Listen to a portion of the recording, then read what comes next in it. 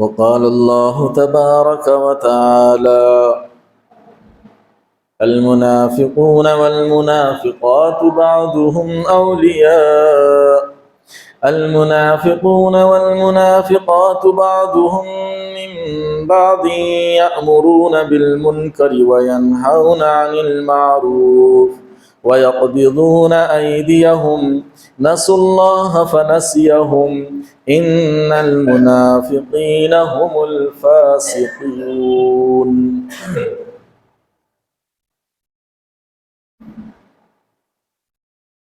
تمام قسم کی حمد و ثنا، تعریف و توصیف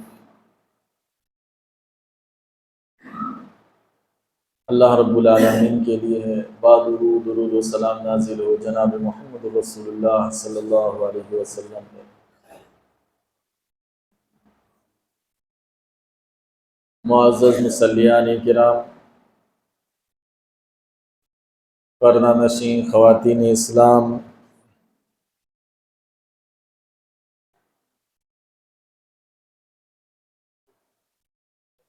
اللہ رب العالمین نے پوری دنیا میں انسان کی نسل کو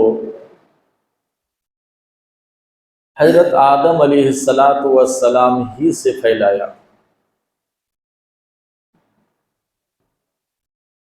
چاہے وہ کسی بھی شکل و صورت کے ہوں، کسی بھی مذہب اور دھرم کو ماننے والے ہوں، تمام انسان آدم علیہ السلام کی اولاد میں سے۔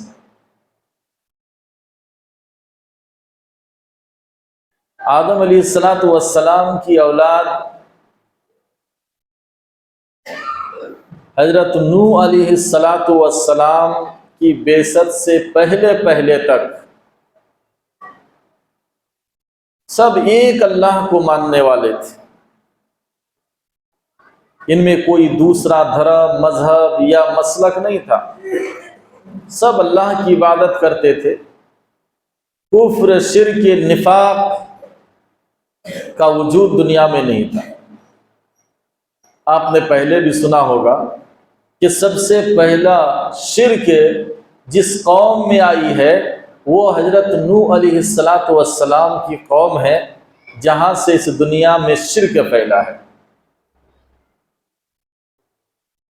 اور یہ شرک آج تک جاری ہے۔ وہی آدم کی اولاد جو ایک زمانے تک اللہ تعالیٰ کی صرف عبادت کرتے تھے، وہی آدم کی اولاد مختلف مذہبوں میں، دھرموں میں بٹ گئے۔ ہر ایک نے اپنا ایک الگ اور ایک الگ مذہب بنا لیا۔ بالآخر جناب محمد رسول اللہ صلی اللہ علیہ وسلم کی بعثت ہوئی، اور آپ نے تمام انسانوں کو پھر ایک اللہ کی عبادت کی طرف بلایا، دعوت دیا۔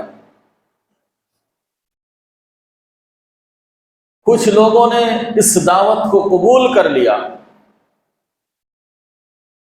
اور دنیا اور آخرت کی کامیابی سے وہ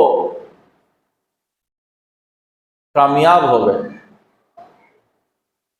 کچھ لوگوں نے علل اعلان اللہ کے نبی صلی اللہ علیہ وسلم کی دعوت کا انکار کیا۔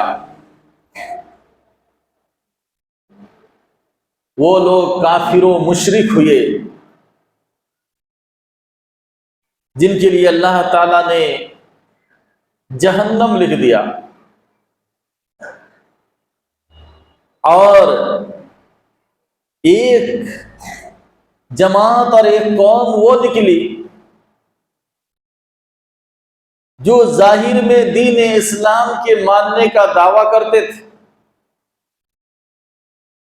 لیکن پیٹھ پیچھے وہ کافر اور مشرکوں والا عمل کیا کرتا تھا، اور کہتے تھے کہ ہم تو صرف زبان سے مسلمانوں کو دھوکہ دینے کے لیے ایمان کا اقرار کرتے ہیں، یا ہم اپنے آپ کو مسلمان کہلاتے ہیں۔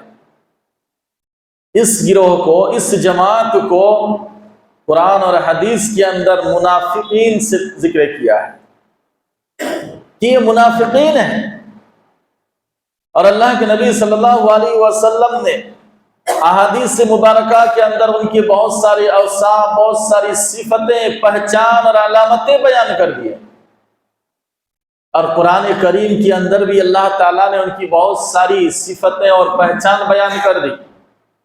کیوں؟ تاکہ امت محمدیہ کبھی ان سے دھوکہ نہ کھائے اور اپنے آپ کو منافقوں کی ان چال چلن، ان کے طور طریقے سے بچائے رکھے۔ کہیں ایسا نہ ہو کہ دھوکے میں پڑ کر یہ امت ان منافقوں والی خصلتوں کو اپنا لے اور پھر وہ منافق بن جائے۔ سورۃ التوبہ کی اس آیت کے اندر اللہ تعالیٰ نے فرمایا المنافقون والمنافقات بعضهم من بعض، منافق مرد اور منافق عورت وہ آپس میں ایک دوسرے کے رازدار ہے۔ یہ مسلمانوں کے ساتھ کوئی غلط کام کر کے آتا تو اپنے لوگوں کو بتاتا، کوئی عورت کسی مسلمان عورت، مومنہ عورت کے ساتھ کوئی دھوکہ دہی کرتی تو وہ اپنوں میں سے لوگوں کو بتا دیتے۔ اللہ رب العالمین نے فرمایا کہ یہ آپس میں ایک دوسرے کے ساتھ ہیں، کبھی ان سے دھوکہ نہ کھانا۔ پھر اللہ تعالیٰ نے ان کے کچھ علامات اور پہچان ذکر کیا ہے۔ ان علامات کو بیان کرنے کا صرف ایک ہی مقصد ہے کہ امت محمدیہ ان علامتوں سے، ان کاموں سے دور رہے، ورنہ ان کا شمار بھی اس منافق میں ہوگا۔ منافقوں کی پہلی پہچان یأمرون بالمنکر، لوگوں کو منکر، ناپسندیدہ کام، اللہ اور رسول کے حکم کے خلاف کاموں کا حکم دیا کرتے تھے۔ اگر اللہ کے نبی صلی اللہ علیہ وسلم عام خطاب فرماتے صحابہ سے کہ تم نماز پڑھو، صدقات و خیرات کرو، دیگر نیک اعمال کرو، تو یہ منافقین گھر گھر جا کر لوگوں کو دعوت دیتے، تبلیغ کرتے کہ نہ، محمد جو کہہ رہے ہیں اس میں کوئی بھلائی نہیں ہے، وہ جو کہہ رہے ہیں تم اس کا الٹا کرو۔ یأمرون بالمنکر، منکر کاموں کا منافقین حکم دیتے ہیں۔ منکر کام کیا ہے؟ وہ کام جو شریعت کے خلاف ہو، اللہ اور اس کے رسول کے حکم کے خلاف ہو، وہ منکر ہے۔ بھلا بتائیے، ایک مومن، ایک مسلمان کیا اس طریقے کا حکم دے سکتا ہے لوگوں کو کہ تم اچھے کام نہ کرو، غلط کام کرو؟ اگر خدا نہ خواستہ کوئی مسلمان، چاہے وہ اپنی زبان سے لاکھوں نہیں کروڑوں بار ایمان اور اسلام کا دعویٰ کرے، لیکن اگر اس کے اندر یہ صفت ہے کہ وہ لوگوں کو غلط کاموں کی طرف بلا رہا ہے، غلط دعوت کی طرف لوگوں کو دعوت دے رہا ہے، تو ان کا شمار منافقوں میں ہے، کیونکہ اللہ رب العالمین نے فرمایا کہ یأمرون بالمنکر۔ آج دیکھنا ہوگا کیا ہم لوگوں کو بھلائی کی طرف بلاتے ہیں یا برائی کی طرف بلاتے ہیں؟ اگر ہمارے کسی کام کاج، ہماری چال چلن سے کوئی انسان غلط راستے پر چلا جاتا ہے تو اس کا شمار منافقوں میں ہوگا۔ یہ میں اور آپ نہیں، کسی عالم کا فتویٰ نہیں، قرآن کہہ رہا ہے یأمرون بالمنکر۔ یہ پہلی علامت اور پہچان ہے منافقوں کی، کہ وہ سماج اور معاشرے کو غلط رخ پر لے جائے، گمراہی کی طرف، بے حیائی کی طرف۔ دوسری پہچان اللہ تعالیٰ فرماتے وَيَنْهَوْنَ عَنِ الْمَعْرُوفِ، اور لوگوں کو اچھے کاموں سے روکتے ہیں۔ کوئی اچھا کام کرنے جائے، کوئی نماز پڑھنے جائے، اس کو چڑھائے کہ کیا نماز ہر وقت مسجد ہی میں لگا رہتا ہو، کہاں جا رہے ہو جلسے میں، درس سننے، قرآن حدیث کی باتیں سننے، لوگ اس کو تانے دیں۔ یہ ہے منافقوں کی علامت اور پہچان۔ اللہ تعالیٰ فرماتا ہے وَيَنْهَوْنَ عَنِ الْمَعْرُوفِ، جو لوگوں کو بھلائی سے روکے وہ مومن اور مسلمان نہیں ہو سکتا ہے۔ اس کے برخلاف اللہ تعالیٰ نے ایمان والوں کی پہچان بتلائے کہ ایمان والا وہ ہے جو لوگوں کو بھلائی کی طرف بلائے اور برائی سے روکے۔ لیکن اس کا بالکل الٹا برعکس منافقوں کا عمل کہ وہ لوگوں کو برائی کی طرف بلائے اور بھلائی سے روکے۔ وَيَقْبِضُونَ أَيْدِيَهُمْ، یہ منافقین کی ایک تیسری پہچان اور علامت اللہ تعالیٰ فرما رہا ہے، وہ اپنے ہاتھ کو سمیٹ لیتے ہیں، اپنی مٹھی باندھ لیتے ہیں۔ کیا مطلب؟ جب اللہ کے راستے میں دین کے کاموں میں خرچ کرنے کی بات آتی ہے تو اپنے ہاتھ کو سمیٹ لیتے ہیں، خرچ کی طرف وہ اپنا ہاتھ نہیں بڑھاتے ہیں۔ یہ ہے منافقوں کی پہچان۔ اللہ کے نبی صلی اللہ علیہ وسلم کے زمانے میں آپ صلی اللہ علیہ وسلم جب کسی دینی کام کے لیے صحابہ میں اعلان فرماتے کہ تعاون کرنا ہے، پیسے جمع کرنا ہے، جو ایماندار صحابہ تھے ان کے گھر میں جو کچھ ہوتا، ایک مٹھی جو ہی صحیح یا ایک مٹھی کھجور ہی صحیح، اللہ کے نبی صلی اللہ علیہ وسلم کی خدمت میں لا کر ڈال دیتے، پیش کر دیتے۔ لیکن جو منافقین تھے ان کے لیے یہ حکم بڑا مشکل ہو جاتا تھا۔ دکھاوے کے لیے تو نماز پڑھ دیتے تھے کیونکہ پیسہ نہیں لگتا، لیکن جب اللہ کے نبی صلی اللہ علیہ وسلم فرماتے ہیں کہ دین کے کام کے لیے تمہیں پیسے لگیں گے، اس میں منافقین پیچھے ہٹ جاتے تھے، وہ ایک دوسرے کی بغل جھانکتے تھے کہ کیا کرنا ہوگا، اس حکم سے ہم اپنے آپ کو کیسے بچائیں گے۔ پھر باہر جا کر جو نئے نئے اسلام قبول کیے ہوتے ان لوگوں میں یہ بدگمانیاں پھیلاتا کہ محمد تو اپنے ساتھیوں سے پیسے وصول کرتا ہے، سونے چاندی دینار و دراہم مانگ رہے ہیں، نعوذ باللہ من ذالک۔ یہ منافقوں کی تیسری علامت اور پہچان کہ دین کے کاموں میں خرچ کرنا ان کے لیے بڑا مشکل ہو جاتا تھا، بہت مشکل ہو جاتا تھا۔ نسوا اللہ فنسیہم، اللہ تعالیٰ فرماتا ہے کہ ان لوگوں نے دنیا میں اللہ کو بھلایا، اللہ کے احکام کو بھلایا، نبی کے فرمان کو بھلایا۔ اس کا انجام جانتے ہو؟ فَنَسِيَهُمْ، کل قیامت کے دن اللہ تعالیٰ انہیں بھول جائیں گے، انہیں بھول جائیں گے، رحمت کی نظر سے انہیں دیکھیں گے نہیں، نہ اللہ ان سے بات فرمائے گا۔ دنیا میں انہوں نے اللہ کو فراموش کیا تھا، اللہ کے احکام کو بھلایا تھا، تو اس کا نتیجہ یہ ہوگا کل قیامت کے دن کہ اللہ تعالیٰ ان لوگوں کو بھول جائیں گے کہ جاؤ تم لوگ جس مصیبت میں ہو اسی میں پڑے رہو۔ آگے فرمایا ان المنافقین هم الفاسقون، کہ یہ منافقین ہی اصل میں اللہ کے نافرمان ہیں، اللہ کے نافرمان ہیں یہ منافقین۔ اس آیت کے اندر اللہ تعالیٰ نے منافقوں کا نام لے کر ان کی یہ 3-4 خوب صفتیں جو بیان کی، علامت اور پہچان، اب غریبان جھانک کر دیکھنا ہے ہمیں جو اپنے آپ کو امت محمدیہ کہلاتے ہیں کہ یہ ساری برائیاں کیا ہمارے اندر ہیں؟ کہیں ایسا تو نہیں ہو رہا ہے کہ ہم لوگوں کو برائی کی دعوت دے رہے ہیں، لوگوں کو بھلائی سے روک رہے ہیں، دین کے کاموں میں ہم اپنی مٹھی بند کر لیتے ہیں، خرچ نہیں کرتے، اور ہم زندگی گزارنے میں، دنیا چلنے میں اللہ اور اس کے رسول کے احکامات کو کہیں بھلا تو نہیں رہے ہیں؟ یہ اللہ تعالیٰ نے ہر انسان کو اپنے آپ کا جائزہ لینے کی ترغیب دی ہے، حکم دیا ہے، اور پھر وہ فیصلہ کرے کہ ہم کس درجے کے مومن اور مسلمان ہیں۔ صرف اتنا ہی نہیں، آگے اللہ تعالیٰ فرماتا ہے وعد اللہ المنافقین والمنافقات والکفار نار جہنم خالدین فیہا، اللہ تعالیٰ نے منافق مردوں، منافق عورتوں اور کافروں سے جہنم کا وعدہ کیا ہے۔ مومن مردوں اور مومن عورتوں سے اللہ تعالیٰ نے جنت کا وعدہ فرمایا ہے، لیکن منافق مردوں، منافق عورتوں اور کافروں سے اللہ تعالیٰ نے جہنم کا وعدہ فرمایا ہے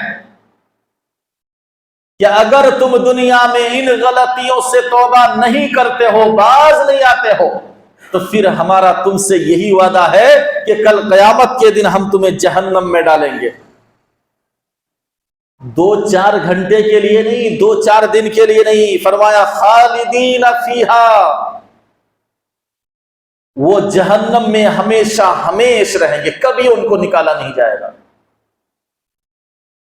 اس زندگی کی ایک مقررہ وقت ہے، لیکن اس کے بعد جو آنے والی زندگی ہے اس کی کوئی انتہا نہیں ہے۔ یہ دنیاوی زندگی کب تک ہے؟ جب تک قیامت قائم نہیں ہو جاتی ہے۔ قیامت قائم ہونے کے بعد جو اس دوسری زندگی شروع ہوگی، اس زندگی کی کوئی انتہا نہیں ہے۔ کبھی سوچئے تنہائی میں بیٹھ کر کہ ہم اس زندگی کے لیے کیا کر رہے ہیں، جس کی ایک میعاد متعین ہے، اور ہم اس زندگی کے لیے کیا کر رہے ہیں جس کی کوئی انتہا نہیں ہے، وہ کبھی ختم نہیں ہونے والی ہے۔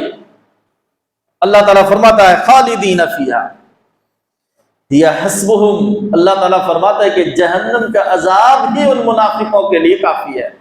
یا حسبہم، الگ سے ہم انہیں اور کچھ عذاب نہیں دیں گے، کیونکہ جہنم ایک ایسی جگہ ہے جو صرف اور صرف اللہ تعالیٰ نے اسی مقصد سے تیار کیا ہے کہ اس میں اپنے نافرمانوں کو اللہ تعالیٰ سزا دے۔ آگے فرمایا وَلَعَنَهُمُ اللَّهُ، اللہ تعالیٰ ان لوگوں پر لعنت فرمائے گا۔ جہنمی لوگ جو جہنم سے چیخیں گے، پکاریں گے اور کہیں گے کہ تھوڑی سی ہمیں پانی دے دو، بڑی پیاس لگ رہی ہے، اعلان ہوگا اللہ تعالیٰ کی طرف سے کہ کہہ دو ان جہنمیوں سے کہ جنت کی کوئی بھی نعمت تمہارے لیے حلال نہیں ہے، اللہ تعالیٰ نے جنت کی ساری نعمتوں کو تمہارے لیے حرام قرار دیا ہے، اس لیے تمہیں ایک گھونٹ تو کیا، ایک قطرہ پانی تک نہیں ملنے والا ہے۔ لعنہم اللہ، اللہ تعالیٰ ان پر لعنت فرمائے گا۔ لعنت کیا ہے؟ لعنت کا معنی ہے اللہ کی رحمت سے دوری۔ اللہ تعالیٰ اپنی رحمت سے جس کو دور کر دے، گویا اس پر اللہ تعالیٰ نے لعنت کر دی۔ اور فرمایا وَلَهُمْ عَذَابٌ مُقِيمٌ، ان کے لیے، منافق مردوں، منافق عورتوں اور کافروں کے لیے عذاب مقیم، ایسا عذاب جو ہمیشہ اس کے ساتھ چمٹ کے رہے گا، اس کے جسم سے عذاب ایک سیکنڈ، ایک لمحے کے لیے بھی الگ نہیں ہوگا۔ انسان کو اگر کوئی سزا دے دنیا میں، تو اگر کوڑے مارے تو ایک کوڑا مارتا ہے، پھر دوسرا کوڑا مارنے کے بیچ تھوڑا سا فاصلہ رہ جاتا ہے 2-4 سیکنڈ کا۔ اللہ تعالیٰ فرماتا ہے کہ اتنا بھی فاصلہ نہیں ہوگا ان کو عذاب دینے کے لیے، یہ عذاب اس کے ساتھ چمٹ کر رہے گا، ایک لمحے کے لیے بھی اس کو عذاب سے چھٹکارا نہیں۔ یہ تو اللہ تعالیٰ نے اپنے نافرمان منافق مرد، منافق عورت اور کافروں کے لیے بیان فرمایا۔ اللہ تعالیٰ کا یہ اسلوب ہے قرآن کریم کے اندر کہ جہاں اللہ تعالیٰ کسی منافق، کافر، مشرک کے عذاب اور سزا کا تذکرہ فرماتا ہے، اسی کے فوراً بعد اللہ تعالیٰ اپنے فرما برداروں کے لیے جنت اور اس سے کیے ہوئے خوشخبریوں کا بھی اللہ تعالیٰ ذکر فرماتا ہے۔ خیر، یہ تو اللہ تعالیٰ نے ایک جھلک پیش کیا امت محمدیہ کے سامنے کہ صرف تمہارا انسان ہونا کافی نہیں ہے، تمہاری طرح انسان تو وہ منافقین بھی تھے، تمہاری طرح انسان تو وہ منافق عورتیں بھی تھی، تمہاری طرح انسان تو وہ کافر بھی ہے، تمہاری طرح انسان تو وہ مشرک بھی ہے، تمہاری طرح انسان تو وہ بھی ہے جو دن و رات اللہ کی نافرمانی کرتے ہیں۔ لیکن انسان ہونا نجات کے لیے کافی نہیں، بلکہ نجات کے لیے ضروری ہے کہ اللہ پر ایمان لائے، اس کے رسول کی اطاعت کرے اور اللہ کے تمام احکامات اور تعلیمات پر عمل کرے، ورنہ اللہ تعالیٰ اپنے اس فہرست اور اس لسٹ سے نام نکال کر اس لسٹ میں کر دے گا جن کے لیے اللہ تعالیٰ نے اتنی سزاؤں کا تذکرہ کیا اور ان کے لیے زبردست دھمکی اللہ تعالیٰ نے پیش کی۔ قرآن کریم کا جب آپ مطالعہ کریں آپ کے رونگٹے کھڑے ہو جائیں گے۔ جیسے ابھی یہاں فرمایا ہیا حسبہم، اللہ تعالیٰ فرماتا ہے کہ جہنم ہی ان کی عذاب کے لیے کافی ہے، الگ سے اور کسی عذاب کی ضرورت نہیں پڑے گی۔ کیوں؟ جب اللہ تعالیٰ نے جنت اور جہنم کو پیدا فرمایا تو اللہ تعالیٰ نے دونوں سے صاف کہہ دیا، جنت سے کہا کہ سنو میں نے اپنے فرما بردار بندوں کے لیے تمہیں تیار کیا ہے، اور جہنم سے اللہ تعالیٰ نے فرمایا کہ سنو میں نے تمہیں تیار کیا ہے اپنے نافرمانوں کو تمہارے اندر ڈالنے کے لیے۔ اس لیے آج کے بعد دونوں کے درمیان کوئی بحث و مباحثہ نہیں ہونی چاہیے۔ بخاری کی روایت، جنت اور جہنم آپس میں ایک دوسرے سے ایک دن جھگڑنے لگے تو جنت نے کہا کہ ہمارے یہاں تو ہر متواضع انسان جو دنیا میں بڑے تواضع انکساری کے ساتھ زندگی گزارتے ہیں وہ آئیں گے۔ جہنم نے کہا کہ پھر میرے اندر کون آئیں گے؟